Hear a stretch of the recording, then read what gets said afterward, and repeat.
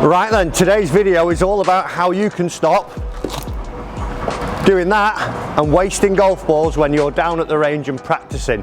Guys, I'm Matt Fryer, welcome to a brand new lesson, and today we're going to be talking about how you can maximise your practice to become a better golfer. So let's take a look right now. Okay, so today's lesson is all about how we're going to get the most out of our practice and see that when we're practicing well on the range, we can transfer that over to the golf course, because I bet there's people now watching this video who think, you know what, I'm great on the range, I always strike it well, generally hit my targets, I've got control of it. When I get out on the golf course, complete different story. And that is a lot to do with how we are practicing.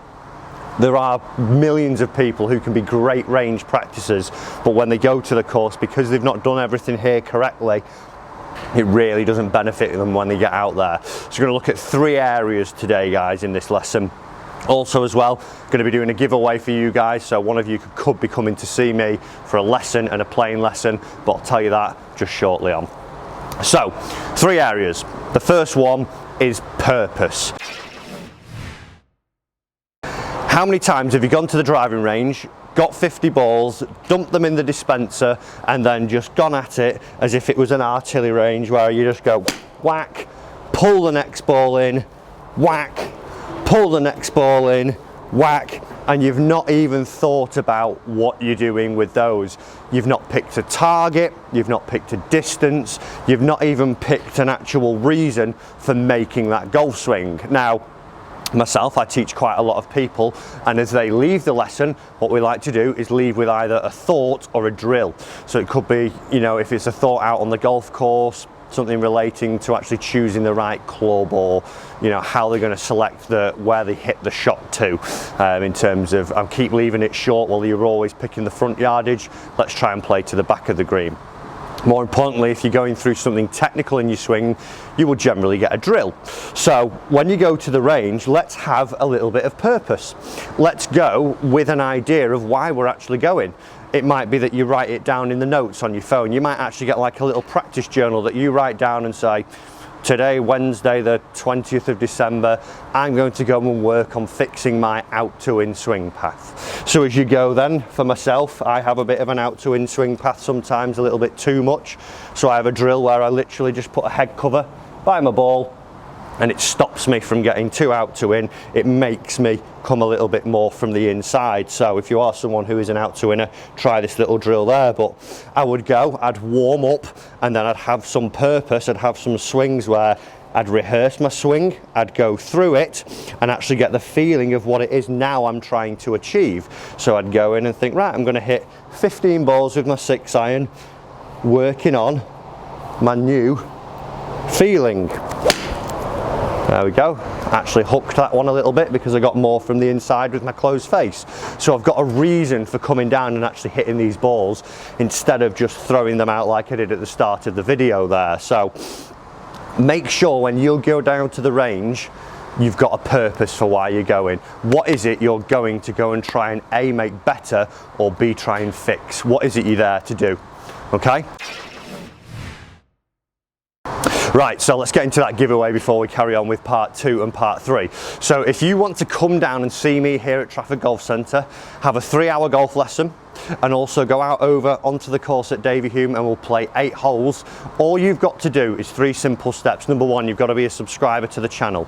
Number 2, you've got to comment down below, Matt, fix my game. So that's Matt, fix my game in the comments down below. Then you've also got to go and follow my Facebook page. So that's Matt Fryer Golf on Facebook, because the winner is going to be announced over on there. So if you're not following it, you won't see it, you won't win. So subscribe, comment, follow the Facebook page to see. Also, there's going to be loads of new quick hit tips over on the Facebook page coming in the new year. So stay tuned for those.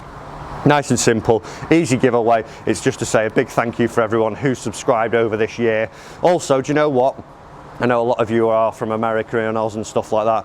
I'll also give away 1 online video lesson. So for that, you've got to comment down below, Matt, give me the online lesson. If you're someone who you know you can't come and see me in person at Manchester, Matt, give me the online lesson. Again, subscribe, follow the Facebook, and we'll do that for you. Okay, so the second reason why we get nothing out of our practice sessions when we come down to the driving range is structure. How many times have you seen this, if I just get rid of those, where someone puts all the balls into the machine, gets one to pop up. Do you know what? I'm going to give this one a whack first. Yeah, that's what I'm going to do. I'm going to whack my driver as hard as I can. So there we go. This feels good.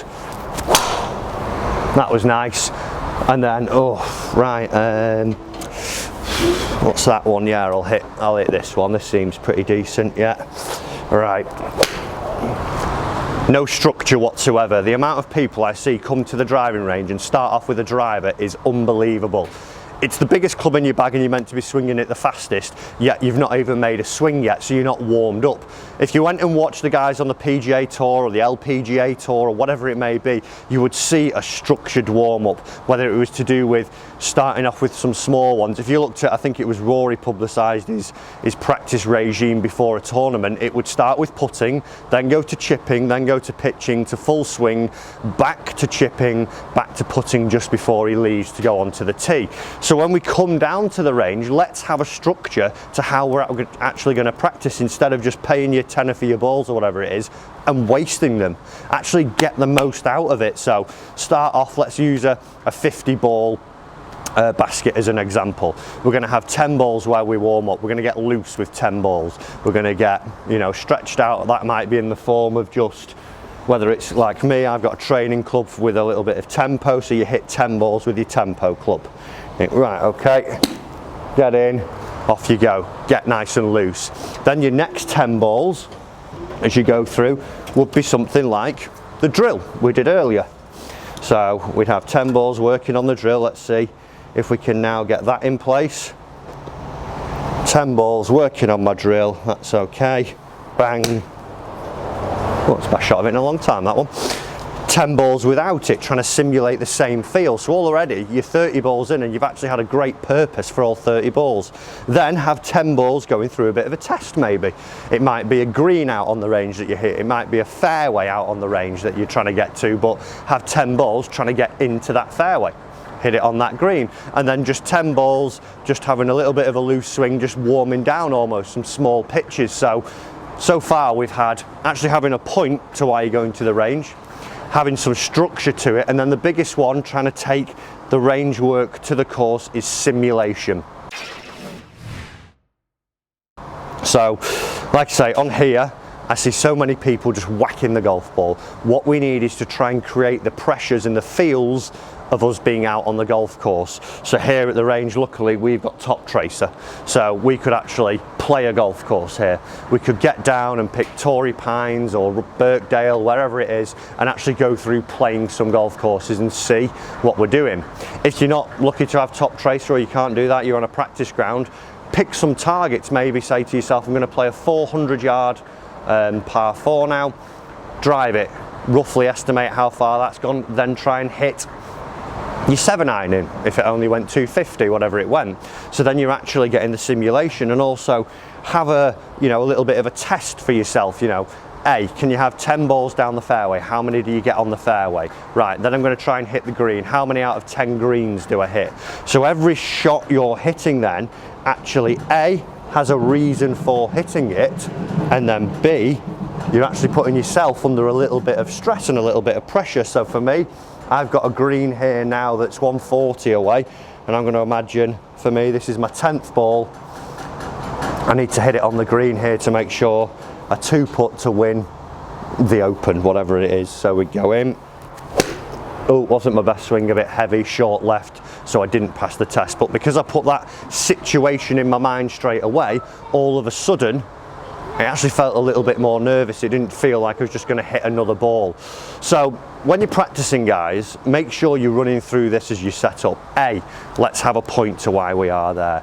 B, let's have some structured practice sessions, not just hitting 50 balls and giving the guys a load of money. You may as well just hand your money and walk off.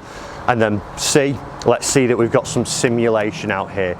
Can you make your practice session like you would do at the range, like being out on the golf course. Put yourself under some pressure, either through a test or playing on a virtual golf or something like that, but try and make it as much like golf as you can.